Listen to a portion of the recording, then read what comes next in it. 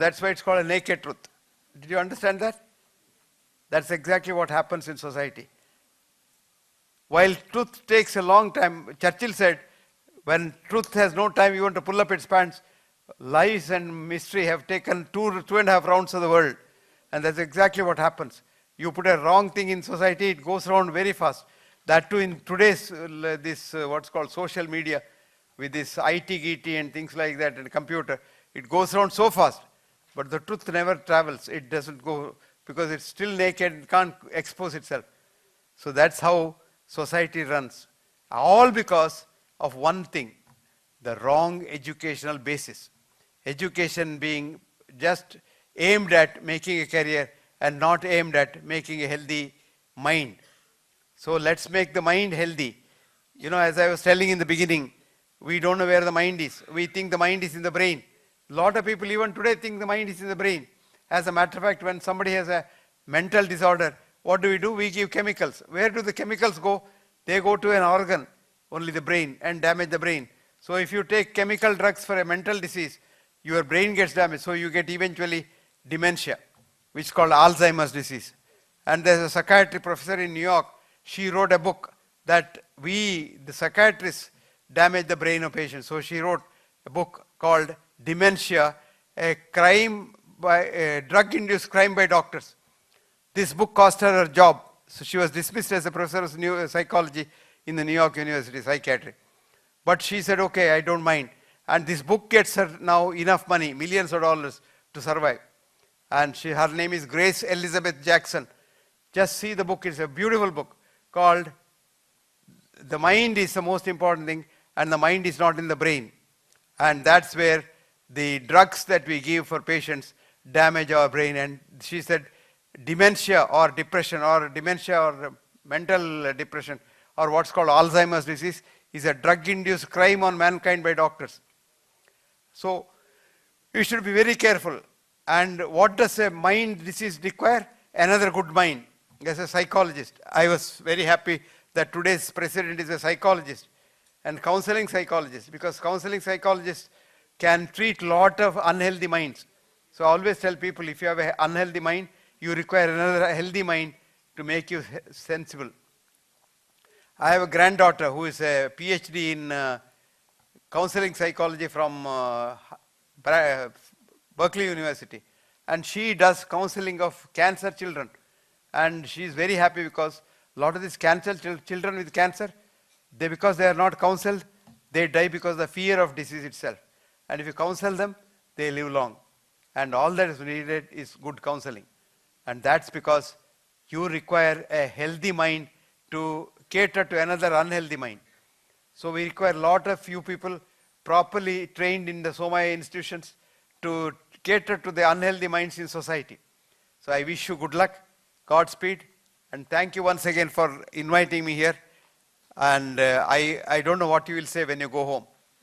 I had a friend of mine who used to go around lecturing all over the place, and one day he came to Bombay to lecture. And his lecture was in a hall near the fort, but he didn't know where the hall was. So he got out in the morning, being a Sunday, he wanted to write a letter to his wife at home. So he wrote a letter, went out and looked around. There were children playing on the roadside. So he said, hey, where is the post office children here? So they took him. He said, come along, sir, we are free today. We'll take you to the post office. They took him to the post office. So he posted a letter on his way back, because he had a good education. He said, I must do something for these children who helped me. So he wanted to buy some chocolate. So he went to the shop and tried to put his wallet. It was in the room. So he told the children, my dear children, I'm sorry, I don't have money to buy you chocolate. But today I'm giving a speech in the evening. It's 100 rupees per seat. So you give this chit to the organizer. And then she'll be allowed free. So you save 100 rupees for helping me. Children laughed. He said, why are you laughing? No, sir. No, I don't get angry because I am a very important man. I never get angry. I am very happy. So children said, you want to know, sir? Certainly, yes. A man who did not know the way to the post office, how is he talking about the way to heaven and things like that in the evening? So you will say, this man didn't know the way to heaven and he was talking about education. So thank you very much for doing that. And thank you very much once again for listening to me. And thank you, Rajshekharan Pillai, for inviting me here. And thank the Somaya institutions for hosting me. Thank you all very, very much once again. Good night. Good luck. Goodbye. Questions are welcome. You can ask questions, but I can't guarantee that I'll give you an answer. Questions are welcome.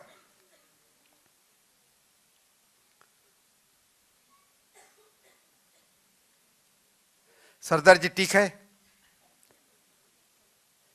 If General Singh says it's ठीक है, it's ठीक है. So my name is Aditya Rao.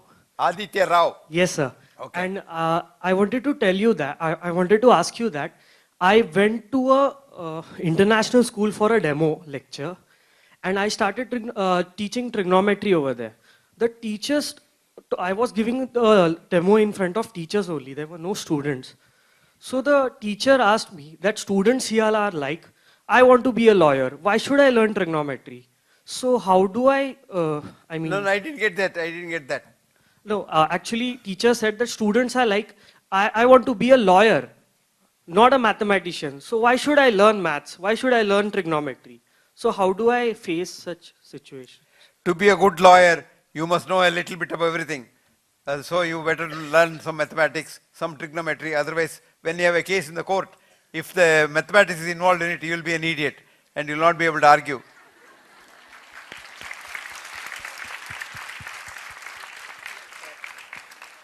So education must be a little more broad-based. Afternoon, sir. My name is Mohit Shetty, and many a times we have to set our timetable with respect to work or prior commitments. And I used to have a habit of sleeping at 10 or 11, but after the student life started, I can't sleep till 1 o'clock. The thoughts clutter my mind, and it means life is going on becoming more and more unhealthier compared to previous times when work was less. No, you think if you sleep late is unhealthy? Yes. No. Yes. How long do you think you should sleep? 6 to 7. 6 to 7. Who told you that? No. I'm seriously asking you. Because we are all told that you have to have sleep for 6 to 7, 8 hours. Do you know who started this? The sleeping pill industry. Actually, a man, some people sleep only for 1 to 2 hours, they are very healthy. Some people sleep for 8 to 9 hours, they are healthy. But those who sleep beyond 7 hours, they are unhealthy because your muscles degenerate. So you don't require, some people, I have a lot of my patients who don't even sleep, nothing happens to them. I have a student of mine who is a very prominent neurosurgeon. He tells me, sir, I sleep for 1 hour every night. And he'll be operating at 1 o'clock in the morning or 2 o'clock in the morning, but he'll be sleeping for 1 hour and getting up and again operating. He's very healthy. He's quite healthy. He's about 55 and touch wood. He's very healthy. Nothing happens. So sleeping late doesn't mean anything. But you think it's okay, but you don't have to read unnecessarily too much. I still remember as a student, I have never slept after 9 o'clock. I always sleep at 9 o'clock and I get up at about 4 o'clock, of course, because morning is a very nice time. No galata at all at that time. You can read, you can concentrate, you can do your work. Even now I get up early and go to sleep early. I now go to sleep even earlier. See, in the good old days when light was not there, Thomas Alva Edison was not born. So we went by the sun. So our ancestors, they slept when the sun set and they woke up when the sun rose. But otherwise night was just dark. So they slept as soon as the sun set. They slept as soon as the sun came down, and then slept for about 4 hours. Then they woke up. Then they had their food in the night, or other things that people do at night, and then again slept for another 4 hours. So they used to sleep 4 hours. And today also you sleep, but 4 hours later you wake up, and then again try to sleep. So if you have a 4 hour sleep, it's enough. So don't worry, you are very healthy. Thank you.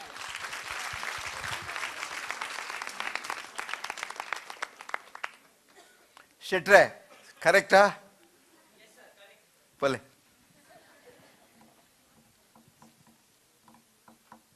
Pale. Sir, good afternoon. Good afternoon. I am Colonel Gopi Krishnan. I just... Colonel, you are a colonel. Yeah, I am a serving I colonel. salute you. Thank you, sir. Thank you so much. I am humbled. I respect all army officers. Sir, thank you so much. I just jumped into this lecture. I heard that you are giving a public lecture here. So I just came to listen to you, sir. and I saw the topic which is very interesting. Now you feel it's been a waste of time. No, sir. I am very convinced I did the right thing. I just saw the topic, the aim of education, wealthy career or healthy mind. So is it compulsorily supposed to be a choice between the two? Can the aim of education be both wealthy career and healthy mind? No, both, yes. That's why I said and or. But the most important thing is a healthy mind, not just a wealthy career. Because today our education is like the British education, only for wealthy career. That's why where we are. Now you see, we all want to be rich, because that's the Western education idea. Now, supposing you're all IAS officers, every IAS officer gets the same pay. So how can you be best IAS officer among them? So your wife says, look at the lady next door. She's also an IAS officer's wife. She has nice saris, I don't have. And then he says, okay, I'll also be corrupt. So corruption comes in because the unhealthy mind. Agreed. If you have a healthy mind, you will never be corrupt. So to avoid corruption, which is the bane of Indian society, we must change our education system.